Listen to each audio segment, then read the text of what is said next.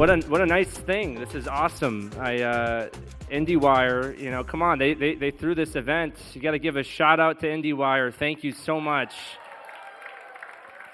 I grew up doing a lot of things online and using the internet.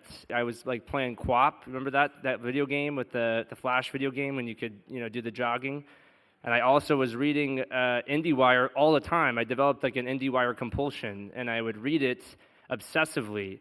And so the fact that we're here right now, my team and I, to accept this award from them is very sweet, and with all these amazing people. So thank you. And the drinks are they're awesome. So thanks.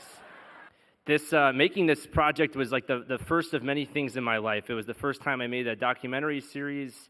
It was the first time I started with like a story and not a setting. It was the first time I was working with two amazing investigative reporters who allowed me to kind of freak it on the style of this thing, but they were really supplying and providing so much emotional depth with all of the people we met down in Texas when we were making this thing. It was also the first time I fell in love with a producer and got married to her and had a baby with her, and I hope that's the only time that happens.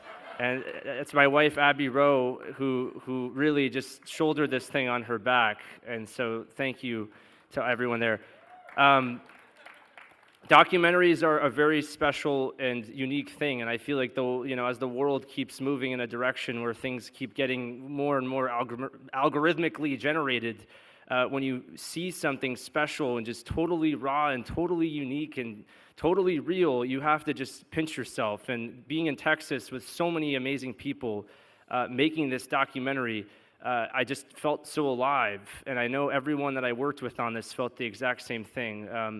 King George, Coulam, Jeff Baldwin, Louis Migliaccio, Darla Smith, many, many amazing people we met down there. We would not literally have made this without you. That's the way this works. You need the documentary subject, and you need the filmmaker, and there's a perfect union, a holy union that kind of went down there. Every person that works at this Renaissance Festival is an actor in a way, and as a filmmaker, I'm always searching for ways to kind of combine and take a bunch of stuff and really inhabit their emotional headspace. So thank you for letting me be with you for 100 and whatever days and 3 years of our lives where we made this ridiculous thing. Sarah, Lisa, and Nancy at HBO, I mean, come on, if you're here, I don't think you are, but if anyone knows them, you know how amazing and fearless they are. There were so many times where I'd send an edit in and be like, am I going to get fired, or is this like okay? Is this fine? And they loved it, and they appreciated it and respected it. So thank you so much to you guys. Ronnie Bronstein, Eli Bush, Josh Safdie, Benny Safdie, and Danny Bernfeld. Danny Bernfeld was the first person who saw the pitch for this thing at a lot of pictures when she was there, and she immediately wired David Govey-Herbert, my co-creator, and I the money to get down there. Thank you to every single person there that allowed this to happen.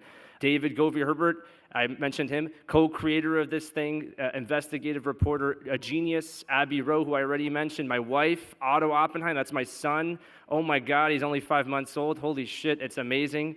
Christian Vasquez, Jack Sobo, Alex Hazel, who are on that couch over there, thank you so much for everything. Nate Hertzellers, I'm just going to keep going here, guys. You got to cut me off, but I got a lot of people to thank, all right?